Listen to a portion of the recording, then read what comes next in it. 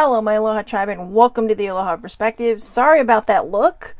It's like it was counting down, three, two, and then it was stuck on one. So I was just kind of like, what is happening? Is this going to cut out on me or what?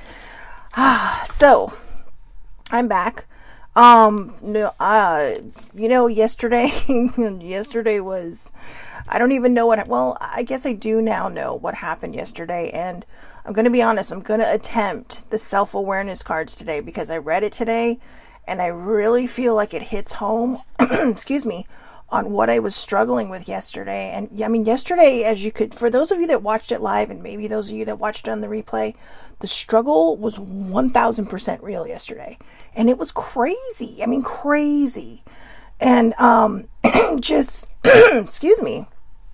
Yeah, I don't know. I think my, whatever was happening in there. So, Lori Bradford, I had a feeling, good morning. I had a feeling you were going to come on today because I wore these. They're the orange ones, but my brain has been so out of whack. I have not been able to do her special order yet. So I'm going to try to get to that in the next few days. But some of you were probably on yesterday and saw that, and I know some people watched later because I saw some comments from later and saw this epic, I don't want to say meltdown because it wasn't a meltdown, this epic falling apart on the show. The show lasted probably less than 10 minutes because it started and then all of a sudden, poof, everything imploded. Everything imploded.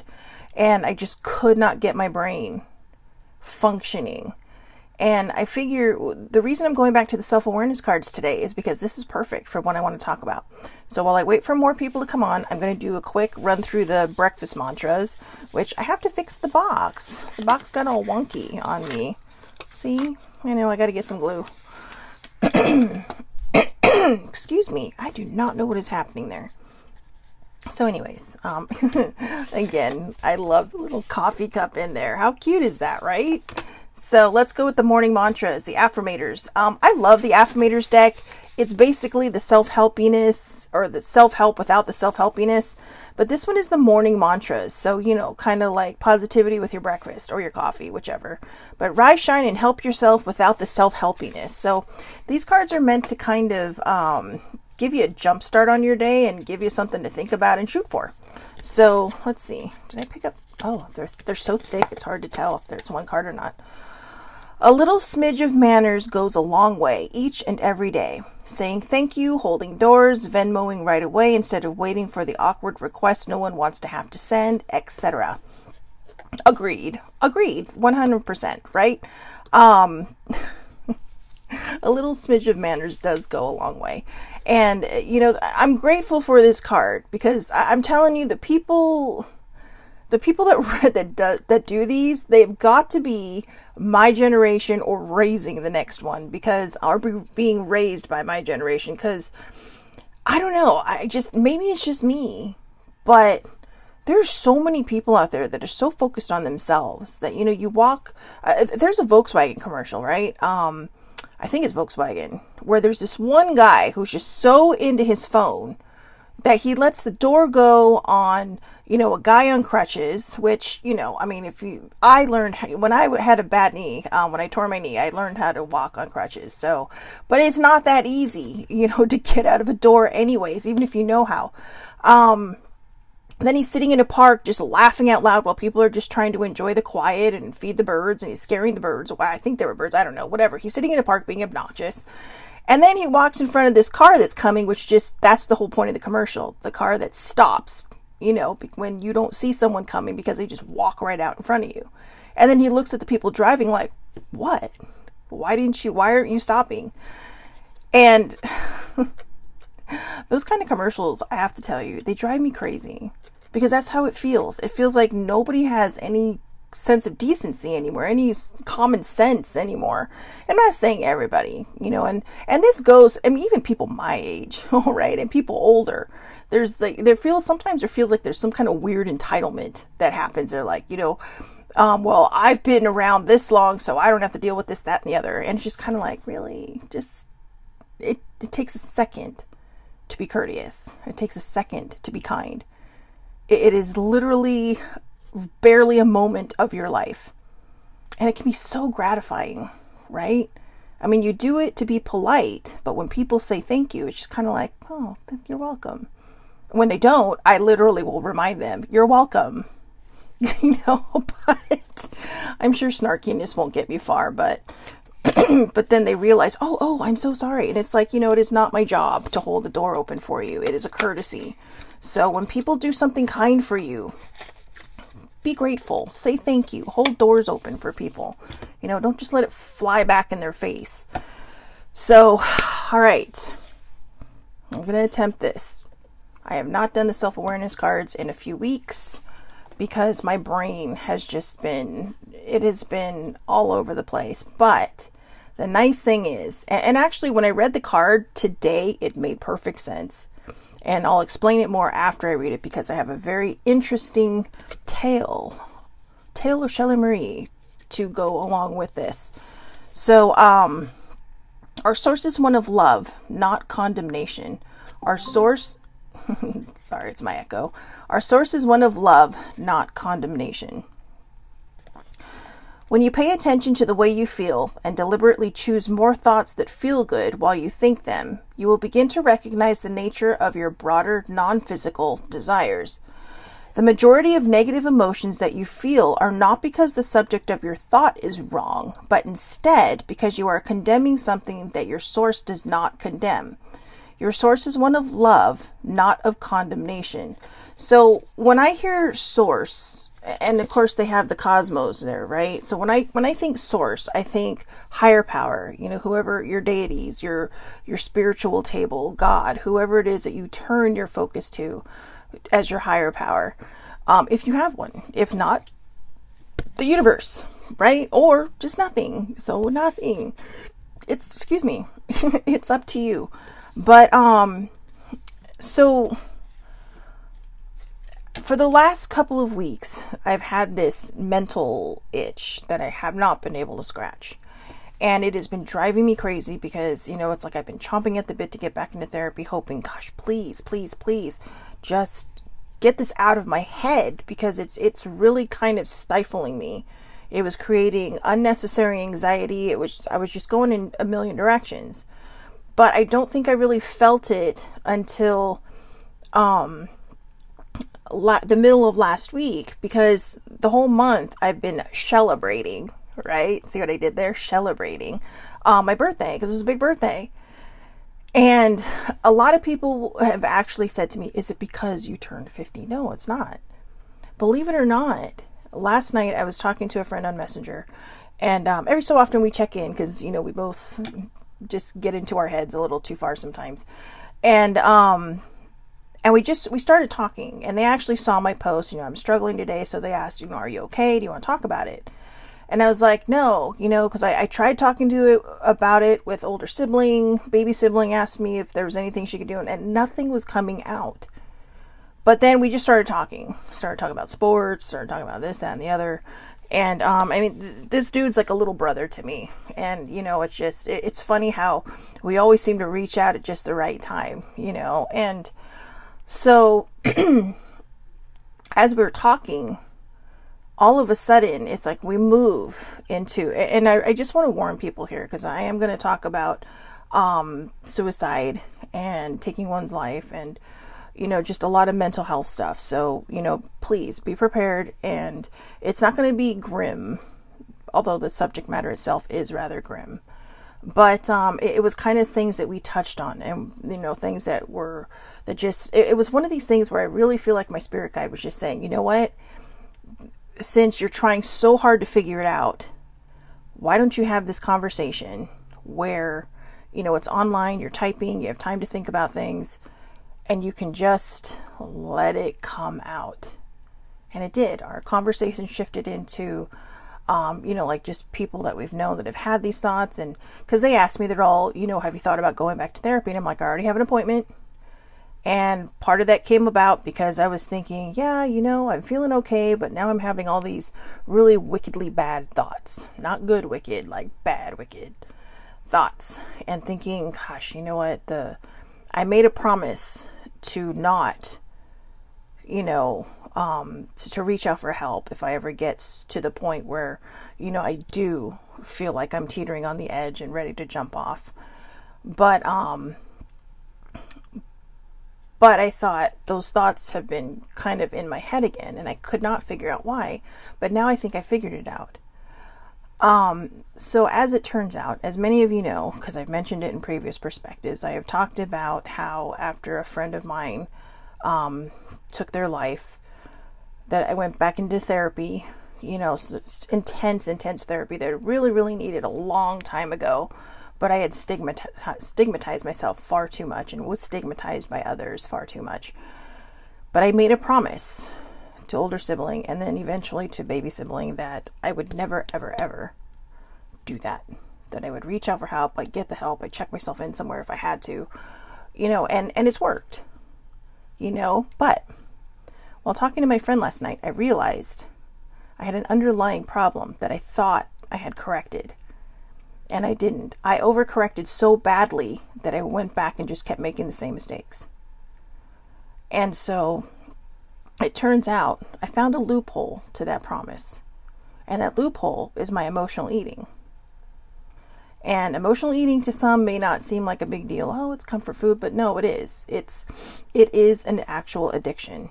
It is a medical, or it is a mental health term that I learned several years ago when I was in therapy.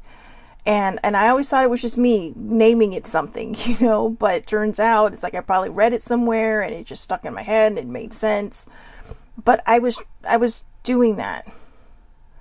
Sometimes we feel so lost and so unfulfilled in our lives, and we see everybody else with their lives, and it's kind of like we start doing that horrible game of comparison, which we shouldn't. Everybody's journey is their own journey.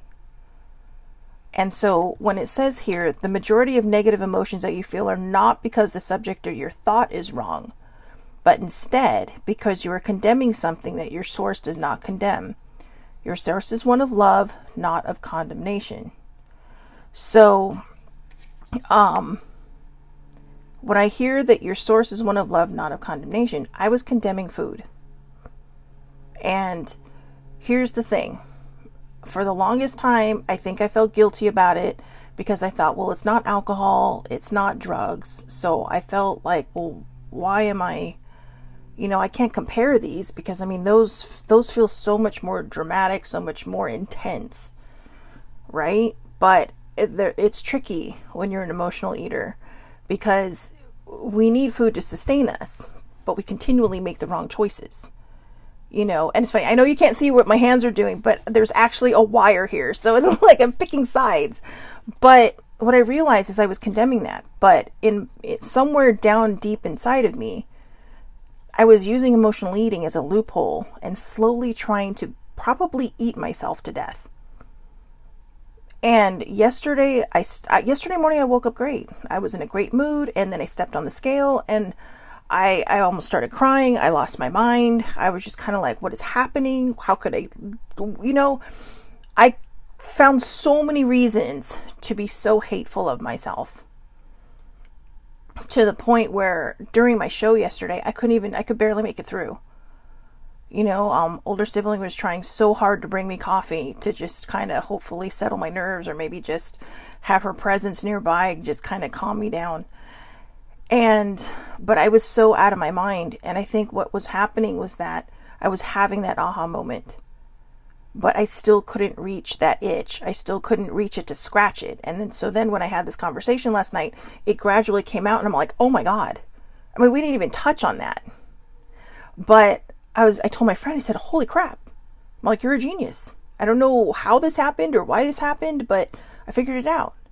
So that being said, I was like, okay, I gotta go, and it's like, I gotta go journal this. I gotta journal this and get it out. But instead of journaling, I ended up going into older sibling's room and talking to her about it. And there's a reason. Older sibling is a child, an adult child of an alcoholic. And so her mom was an alcoholic for a very long time. And as I'm talking this through with her, I remember a show that we watched over the weekend called Bill W. And Bill W. is the founder of Alcoholics Anonymous. So William G. Wilson and Dr. Bob. They're not anonymous anymore because they passed on, but their story is still out there. And this was an amazing documentary. I don't know when it was made. I think it was made a while ago, but it was there was a word in there that just kind of hit me between the eyes, but I didn't want to talk about it at the time because I wanted to keep going and listening to what they were talking about. Because even though I'm not an alcoholic or a drug addict, I do have an addiction to food. And everything he was saying, it made sense. You know, how you just get so lost in the thought of it. And so, you know, I kept thinking the word powerless kept coming up. Now, you know, anonymous groups or mutual aid groups are not for everybody. You know, I was looking for groups yesterday for Overeaters Anonymous, and it's about compulsive eating. And I came across some sites that were like survivors of OA. So, like I said, it's not for everybody. But for me, in this moment, I think sometimes we forget that we have a choice. You know, we can go through a program, we can sit through something, and we can learn from it and maybe choose our own path. But see, I have a really good support system. And once I come out and understand what is happening in my mind, what's going on in there, they're able to support me and help talk me through things. You know, I have people that sometimes, I mean, I'm not shy about my mental health. I share it because basically exactly the conversation my friend and I were having last night. And how so many people we know and the generation that we were raised by feel so stigmatized by it. And I share that because of, you know, that stigma, I was stigmatized. You know, I've talked about it in the past. My mom did. She stigmatized me, and I don't think she meant to. She just didn't understand. Because, you know, when they were growing up, the minute you hear about mental health problems, it's usually because somebody has just taken their own life. Because nobody talked about it. We don't talk about those things, right? Like in that movie, St. Elmo's Fire, where they're all, she has cancer, right? And Rob Lowe's character is looking around like, why is everybody whispering? But that's it. It's the whisper. Because we don't talk about those things. But imagine if we did, how much more help people would be getting. You know, I mean, people don't go to school to be, you know, to psychoanalyze people for no reason. They do it because people need that. There are people out there who need that. And there are people out there who've been stigmatized because they're not afraid to do that. And I don't care. I don't care if people want to stigmatize me anymore. I know that sharing my story helps other people. And I know coming out and talking about my emotional eating will probably help somebody, even if it's just one person. And that was the whole point of Bill W. starting Alcoholics Anonymous. Even if it just helps one person, that's one person more than zero. And at the end, they showed all these, and this is the list that made the difference. And yesterday when I was talking to older sibling, I remembered that list and I thought, hey, you know, there's all these different, you know, mutual aid groups for all different kinds of things. Gambling, sex addiction, food, not just alcohol and drugs. And they use the principles of AA. They use the 12 steps and they fit them to whatever, you know, type of mutual aid group that they are. And I found that helpful. And for me, I realized I am powerless. And that's why I think today the card really, really resonates with me about self-awareness, because it was probably the biggest self-awareness moment I have had in a very, very long time. Our source is one of love, not of condemnation. The only person that thinks I'm letting them down is me. My higher source is like, I'm here, I'm waiting for you, I'm ready when you are, to help you through this, to help you not be so afraid of food that you make mistakes, that you have missteps, but to not make you so afraid of food that you can't go out and enjoy yourself when you're in the company of other people. You know, I mean, we always talk about the big joke, right? Like when people go on a first date and the woman orders a salad. I mean, come on, seriously? Why are you ordering a salad? They know you probably eat more than just rabbit food. I mean, even if you're a vegetarian, you eat more than just a salad. I mean, there's lots of things out there that don't have meat in it, or even a vegan, right? There's lots of things they can eat. But people get so worried about what someone else is going to think about them that they forget to be themselves. And once I realized that I was still doing this, that itch in my head, in my mental health umbrella, it got scratched so hard. Like when you, oh my God, this feels amazing, and you want to cry because it feels so awesome.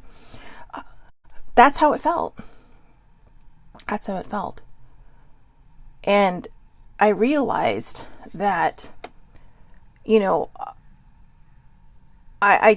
remember saying that I made the promise to them that I would never take my life because I couldn't keep the promise to myself. But then in that moment, that aha moment, I had a second aha moment that said, I really don't want to die. That's why I made that promise to somebody else. And that might be the first step that I had to take to trust myself. Because I thought about it so hard. I thought about what it did to the people around the table when my friend passed away. I mean, it was a coworker too. So we're just kind of like, it was shock, disbelief, sadness, pain, anger, all the emotions, all the bad emotions. Then you go into guilt. What could I have done? Is there anything I could have done? I was the last person to see her at work that day. And all I could think of was there should I have noticed? Did I notice?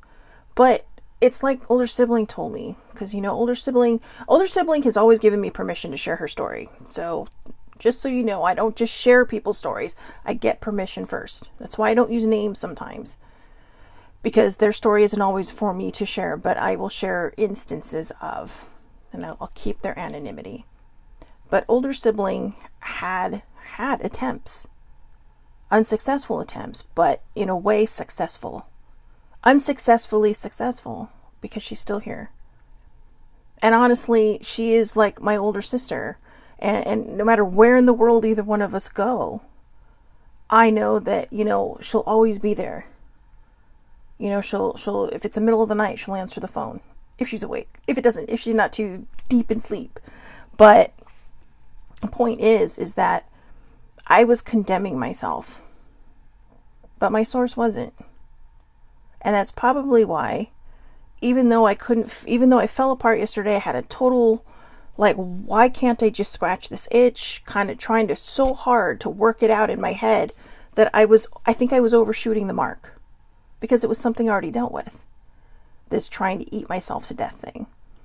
And it turns out it was the onion that's still not peeled all the way. There's still layers.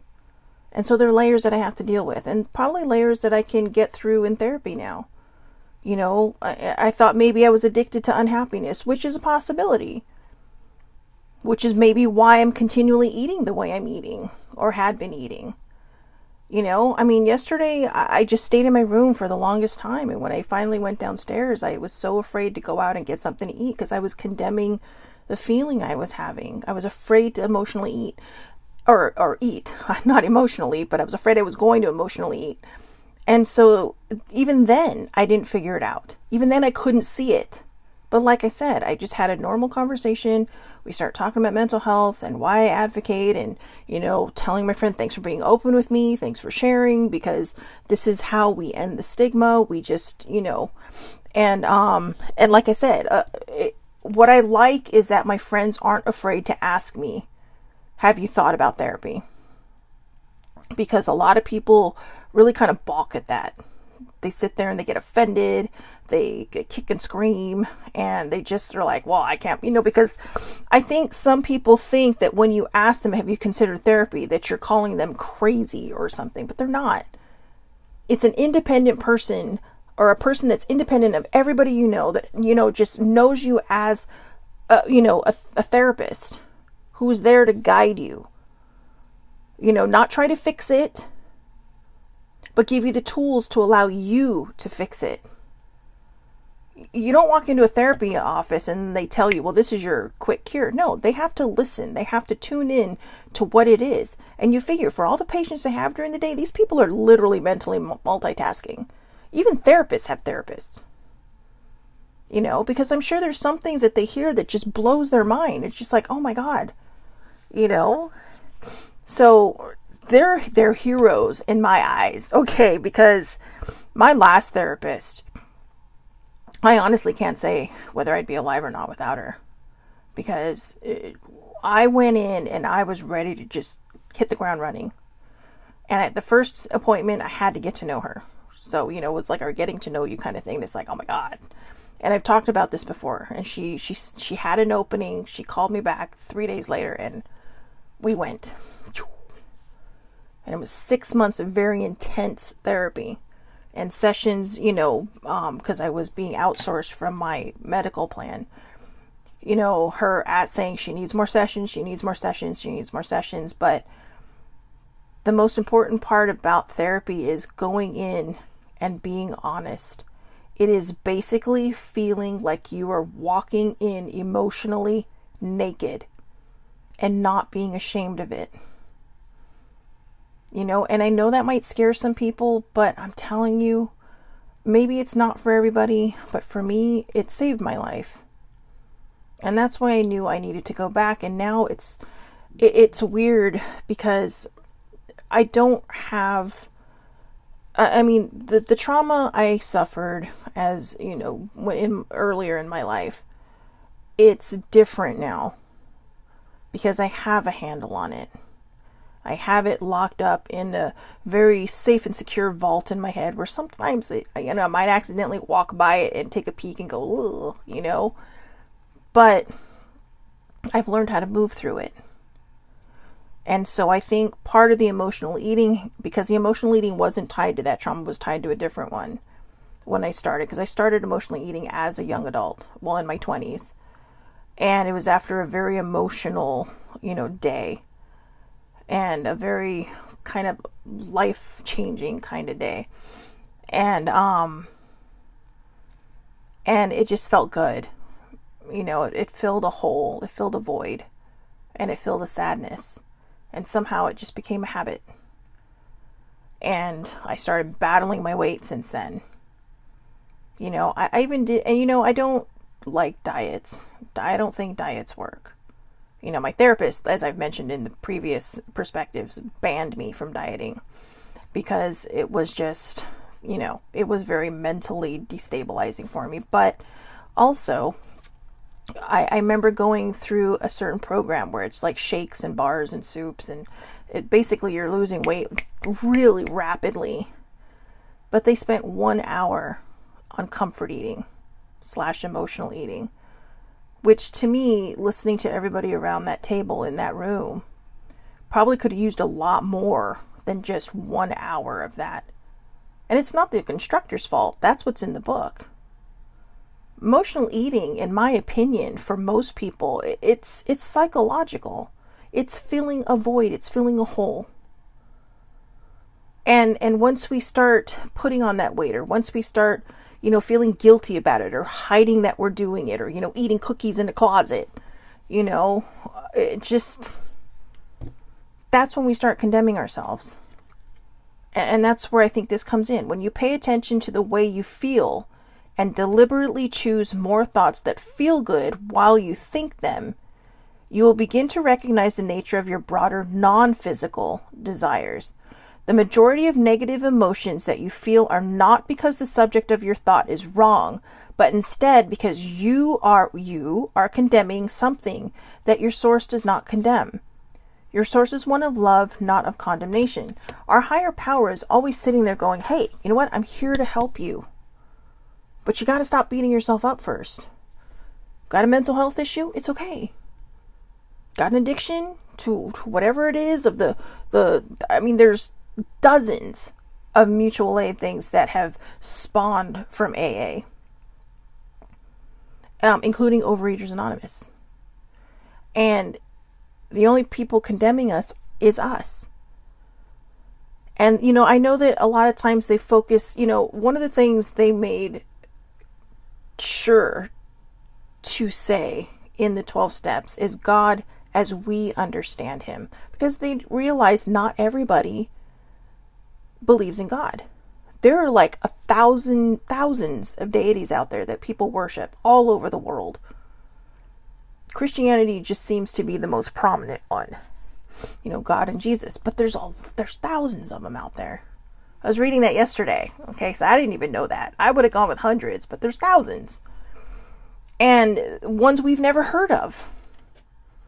I've never heard of. I mean, there may be some that people talk about that go, whoa, I didn't know that, but and then you're just like, wow. And your mind's kind of blown.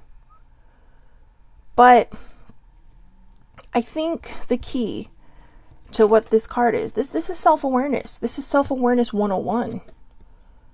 And it, like I said, after trying to read this card for several days and not understanding it today, it was like there was a light shining around, like this big light and sparkly glitter just all around it going, oh, you finally get it.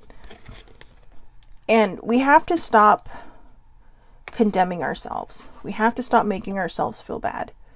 We have to stop body shaming ourselves. And just as a side note, because I was actually going to talk about body positivity today, and then I kind of switched it to, maybe I'll talk about, the what I'm actually talking about now, but in more of a step-by-step process where I made notes. But then I realized, no, this card says it all for me. This card says it all. And I hope it reaches you in the same way it reaches me, because the only people holding us back really is ourselves. Don't condemn, the things that you do. Maybe you have an alcohol problem. Maybe you have a drug problem. Maybe you have a gambling problem. Maybe you have a sexual addiction problem. Maybe you have a nicotine problem. There's anonymous groups for everything. I swear there is. But when I saw in that video that Overeaters Anonymous was listed about 4 or 5 down, it suddenly gave me permission to be okay to say that, yeah, I have a food addiction. And it's not something that I latch onto because it's like, oh, and then just give myself the title. No, it's something I have been diagnosed with, something that I was validated as having had, or I still have.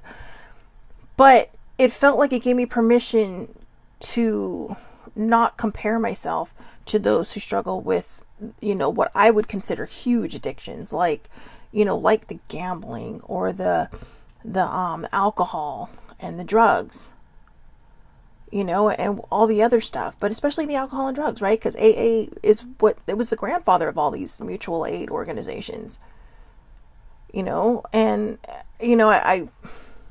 I don't think I've ever known it out. Well, I dated an alcoholic. I know, for a long time.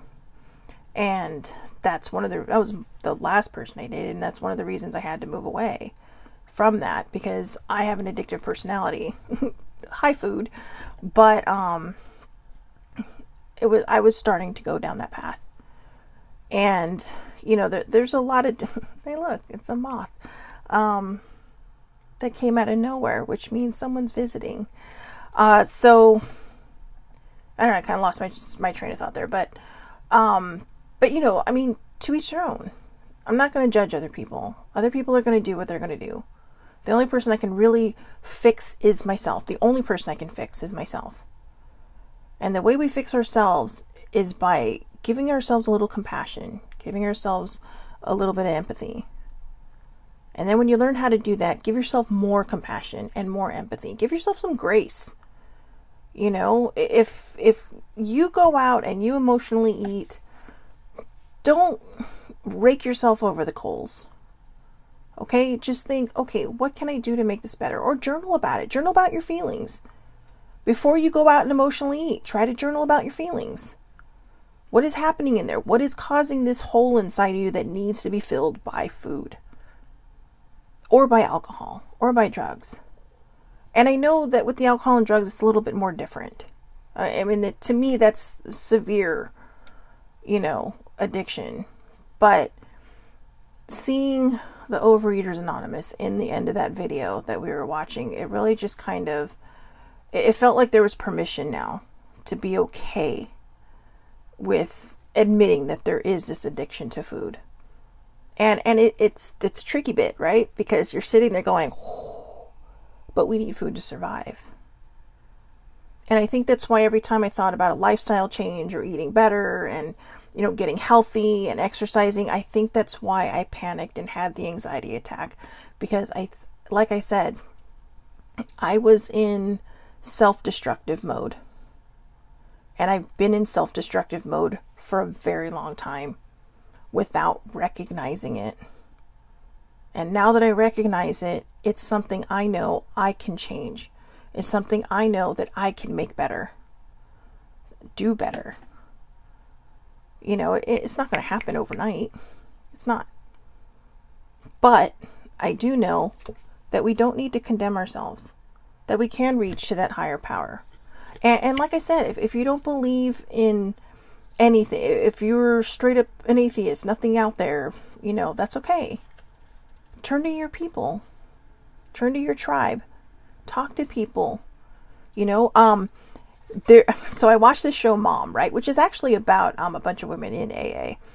And it's in repeat now because the show's over. But it was funny because this one guy says, you know, her brother says to her, well, I don't believe in God, or the God thing's not my thing. And she's like, I don't believe in God. She's all, my higher power's Oprah. What can't she do? Right? So, I mean, pick somebody that you admire, that you know has struggled. I mean, you know, she picked Oprah because seriously, what can Oprah not do? I mean, Oprah's amazing. But the point is that if you don't have a higher power, and don't let people condemn you for that either. Okay, there are people out there, you're going to hell. No, you're going to go wherever you're going to. If you're a good person, you are not going to hell. Okay? But also, if you don't believe in any type of religion, hell doesn't exist. Okay? Right? It's a Christian thing. Heaven and hell are Christian things. But there is, to me, from my own knowledge, stepping into my metaphysical area, there is another side. And everybody's welcome there. And you go where you're going to go. If you've been bad, you're going to have atonement to do. Or some atoning to do for that. But if you've been a relatively wonderful, good person, even just holding that door open for somebody, you're going to be okay. You know? So, let's do our best to not condemn ourselves. Let's do our best to, again, give ourselves that compassion, that empathy, that grace. I had another conversation with I call him my new bestie because I just met him at my birthday a couple weeks ago. And he was a friend of a friend. And we really got to talking. And, you know, I told him, I said, dude, you're like a brother to me already.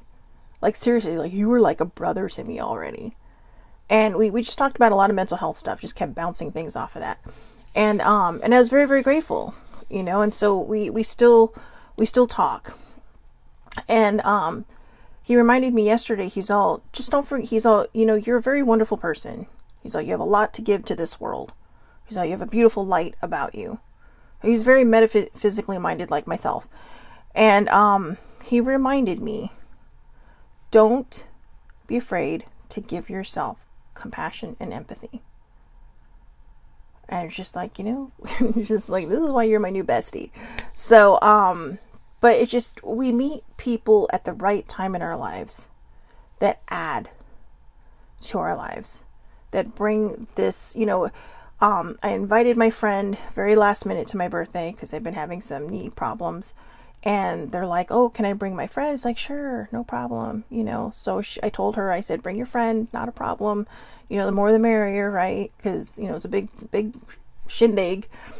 And I knew that my guides put this person in my life as a new friend because their light is very similar to my own. But I was also told, you know, at the end of the conversation, they told me, I will not be afraid to put the mirror up to your face when you need to be reminded what a good person you are. Because they're all, I see you struggle seeing that. And I do. You know, we always give people compliments, but sometimes we forget to look at ourselves in the mirror and say, hey, you know what, you're all right. So maybe we should start that. Okay, so I'm going to read this one last time because I think it deserves one last read.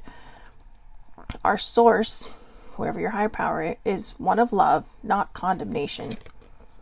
When you pay attention to the way you feel and deliberately choose more thoughts that feel good while you think them, you will begin to recognize the nature of your broader, non-physical desires, which means you'll start to see how you can empower yourself without having that physical need for something else. You know, I mean, there's nothing wrong with physical needs, right? But like that void, that hole, when you start to fill yourself with the good thoughts, they start to fill that hole. You know, when you start to give yourself compassion and empathy and grace, that starts to fill that hole. And you're reminded that you're a good person. The majority of negative emotions that you feel are not because the subject of your thought is wrong, but instead because you are condemning something that your source does not condemn. Your source is one of love, not of condemnation. So if you do have a higher power, you do have that higher source, just remember one thing, and one very important thing. If they can love you, even at your worst, why can't you? Okay? And that goes for the people around us that support us and love us. You know, when people love us at our very worst, we also know they're going to be there for us at our very best. They're going to pick us up from the ground, and they're going to stay next to us until we have gone from our worst to feeling like our best. That's your tribe, guys. Those are the people that you want to keep in your life.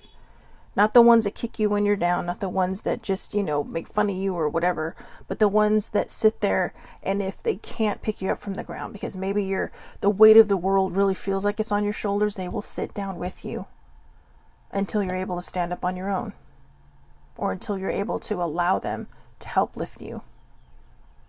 We get to make those choices. We get to pick these people.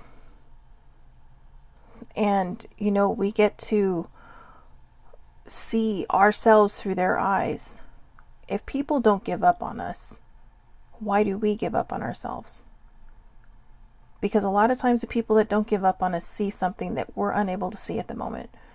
And to have my friend tell me, I will hold up the mirror whenever you need to see the person that you are, that good person that you are, and I will do it. I won't be afraid to do it. You know, and that's, oh, sorry, I'm getting a message.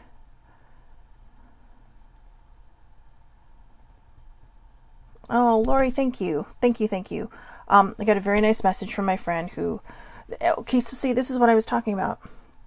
Like, when I invited my friend to the birthday and she brought her other friend along, and I really heard a lot of messages I really needed to hear that day, you know. And last night I was going to go to bed early, and something, you know, made me go onto Facebook, and then I saw that my friend had messaged me saying, hey, you okay? You want to talk about it? You know, and I'd asked them how they were doing because they were having some health scares, and it's just like, you know, and then we just moved into this whole area. This is what I'm talking about.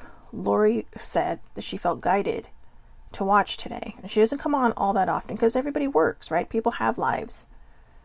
And, you know, I noticed a lot of people that actually watch these later in the day. But she was just saying thank you because everything I said today she needed to hear. And you know what? I did too. And I'm always here for you if you ever need anything, okay? My inbox is always open. But she says, no, thank you. No, but thank you. Because that proves my point. That validates that we're meant to be at the moment we're meant to be there. Something made you come on, and this is the message you needed. I wasn't sure. This was a literal, you know, game time decision. Can I do this? And at the very last minute, I changed the header of the show to self-awareness, from Tuesday Thoughts to self-awareness, and said, I can do this. I'm going to do this because this card resonates so hard today. All right. So I hope everybody has a wonderful, wonderful day. That was abrupt, wasn't it? It's like, yeah, okay, I'm done. So I hope everybody has a wonderful, wonderful day. Thank you all so much for watching and for hanging in there. I know this was kind of long, and for some people that just may, maybe you're in a not good place and you're like, gosh, she talks a lot about herself. I share my experiences to help other people through theirs. I share my journey to help other people on their journey. And, as the common saying goes, I share my story to help other people heal theirs. And, I have a gift of talk. I have a gift of writing. And I feel like, if I can be very open about my mental health and my struggles, it gives people the courage to face theirs. People did it for me, so now I'm returning the favor. People were open with me and honest with me, and now I'm able to do that for other people. And so, remember, our source is one of love, not condemnation. So instead of kicking yourself when you're down, give yourself some grace, some compassion, and some empathy. Okay? I hope everybody has a wonderful, wonderful day. Lori, thank you so much for the kind words. And I'm so glad you were able to make it on today, and that this really kind of touched base on how you've been feeling or whatever it is you needed to hear. Like I said, my inbox is always open, really, to anybody. I think it's public, so it should be okay. But I know we all struggle with different things. Mine just happens to be food. And like I said, it gets a little tricky because we do need food to survive. And then when we try to change things too quick instead of gradually, we end up falling off that wagon, and then the cycle starts over. So instead of standing on the hamster wheel, just take it one day at a time. If you can't take it one day at a time, take it one moment at a time, one choice, one decision at a time. Excuse me. I'm getting hungry. Can you hear that? I know, right? That's ironic. Talking about emotional eating and now my stomach's growling. But anyways, you can't make this stuff up. But don't condemn yourself, okay? Maybe you're PMSing, or you're just having one of those days where comfort food might feel good. Comfort food is different from emotionally eating. Emotionally eating is that constant comfort food. It's just and where comfort food goes from being once in a while to like all the time. That's when it's emotionally eating, in my perspective, in my opinion. But comfort food is okay from time to time. That warm, cozy feeling that you get. But, eat slow. Honor it. Honor that feeling. Honor the taste of everything. Be grateful for it. And, maybe you'll have a different experience. The experience may be totally different if you don't just mindlessly shove it into your face, but actually take the time to, enjoy it and say, wow, this is good comfort food. And who knows? I've done this sometimes. And when I have done that, I actually don't finish the meal. I end up having to save half of it for later because I spent so much time just being grateful for how good it tasted. All the people that, came together to make the buns or the meat or, raise the cows or the chickens or the potatoes, whatever, that I just felt so good about being so grateful that I was full pretty quick. And maybe that's the trick. Give yourself compassion, empathy, and grace, right? Can't say it any more than I already have. So again, I'll see everybody back here tomorrow. Tomorrow's Self-Care Wednesday. And, God willing, card number 33 of self-awareness. I'm playing these day by day. But remember, self-awareness is where we're decorating that house of self-love that we built a couple months ago. Or started building a couple months ago. All right, so now we're decorating that place and making it beautiful, a beautiful place to live and sit and just enjoy. And to be ourselves and to not condemn ourselves. I'll see everybody back here tomorrow, hopefully, 8:30 a.m. Pacific Standard Time, Facebook Live. All lives are public, so anybody can watch. It's under Shelly Marie Lucas. I do upload these to YouTube afterwards and share it to my Facebook page, which is the Aloha Perspective on both. And now that I'm doing the self-awareness cards, if you don't have time for the long jibber-jabbery part of this, I will post these on TikTok and Instagram. So they're just the short 1-minute versions where basically I just read it and you figure it out yourself. So I hope everybody has a wonderful, wonderful day. Thank you so much for watching. And again, thank you for the kind words and everybody. And to my tribe, thank you. Thank you for always being there for me. I appreciate it. Have a great day, everyone, and I will see you tomorrow.